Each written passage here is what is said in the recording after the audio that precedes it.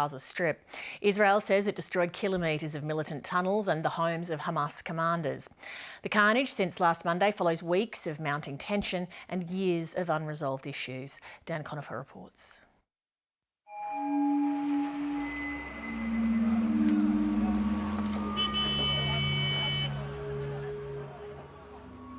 On the streets of Gaza City, the wounds are gaping after a week of attacks.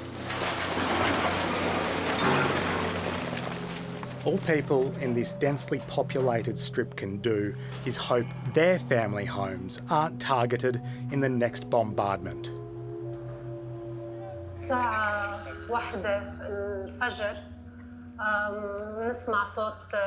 At 1 a.m. we heard a very violent bombing sound everywhere.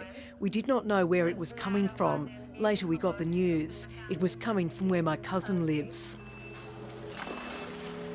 Dima Lababadi's cousin, her cousin's husband and their 3 kids lived in this building that was hit by Israeli airstrikes yesterday. She prayed rescuers would pull them out alive. Honestly, I had hope they would be alive. Honestly, I had hope. When the paramedics started saying, I heard them live on TV, they said they were hearing people's voices. Dima spoke to 7:30 soon after learning that 10-year-old Aziz was the only family member who survived. This tragedy wasn't the first for her family. These young relatives of her husband were killed just days earlier. His cousin, her house was bombed at midnight. Suddenly we got the news that she, her children and her husband died.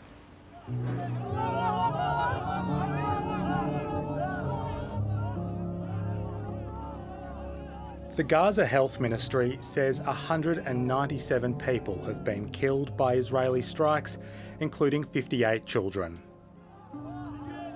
These children have names, have faces, have families, have relations. They are not just, nobody. We've eliminated dozens of Hamas terrorists and taken out hundreds of terrorist sites.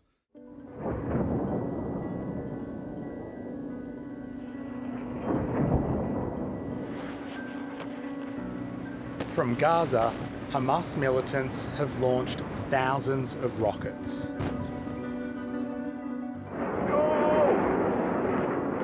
Israel's sophisticated missile interception system, known as the Iron Dome, has stopped many of them mid-flight, but not all. Israel says 10 people have been killed.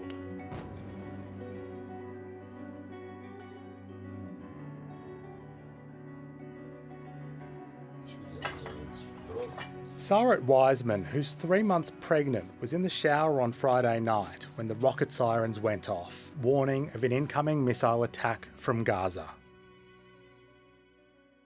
I put shampoo in my hair. I didn't even manage to wash it off. There was a siren. The house next door was destroyed by the blast.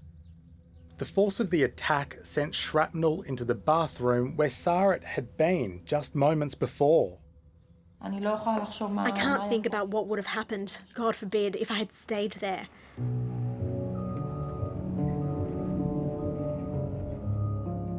Israel has responded forcefully to these attacks, and we will continue to respond forcefully until the security of our people is reinstated and restored.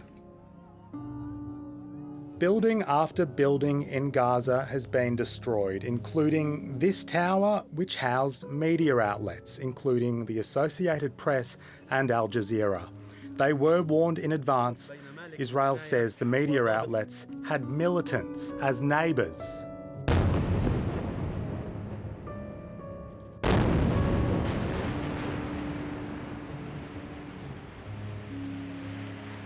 Well, I've seen this movie before. So it's a kind of depressing story. After World War II, the United Nations supported the creation of separate Jewish and Arab states in Palestine, sharing the ancient capital Jerusalem. In 1948, Israel declared its independence along these borders. But the war of 1967 saw Israeli forces occupy East Jerusalem, the rest of the West Bank, and the Gaza Strip in the south. Israel has since left Gaza but maintains a partial blockade of the enclave, while on the West Bank, which remains occupied by Israel, hundreds of thousands of Israeli settlers have moved in over decades. This year, legal action to evict Palestinian families from their homes in East Jerusalem sparked street clashes, which soon spread across Israel. What happened for the last 2 weeks, to put things in context, is that the far-right extremist settlers in Israel wants to celebrate the occupation of East Jerusalem. And of course, this created a lot of clashes with the Palestinian residents there. Israeli police stormed the Al-Aqsa Mosque, one of Islam's holiest sites. In response, the militant group Hamas, which controls Gaza, began launching rockets at Israel. Once that happened, the Israelis decided that they should kind of take Hamas down a peg. This is what the Israeli army calls mowing the grass. Martin Indyk grew up in Australia and served 2 terms as United States ambassador to Israel and as US Special Envoy for Israeli-Palestinian negotiations. The United States really needs to come in, and President Biden needs to basically say, you know, enough is enough. Now it's time to wrap it up. So yesterday I was again in my room working, and then there was an airstrike, a big sound, followed by my niece screaming. Layla Barhoum works for aid organisation Oxfam and says the cycle of Hamas rocket attacks followed by Israeli retaliation is taking a toll on the children of Gaza. And doing this is the international sign of children now in Gaza, to close their ears so they can't hear the sounds. I still do think that by Wednesday we'll have a ceasefire. Is that both sides have limited objectives. Hamas has basically achieved what it wanted to achieve. It's presented itself as what they call the sword of Jerusalem, and they're still standing and still firing rockets. So they've been signaling for the last few days that they're ready for a ceasefire. But in the competing narratives here, it's very important to both sides that they can claim a victory. For the Palestinian Authority's representative in Australia, while a ceasefire would be welcome, it won't address the fundamental issue. I think this is a moment of unity for the Palestinian people, and they want to tell the international community to send a strong message of enough is enough. It's time to recognize the Palestinian self-determination and statehood. Last week, the regional South Australian community of Port Lincoln was left heartbroken by the death of a 13-year-old boy in a tragic accident.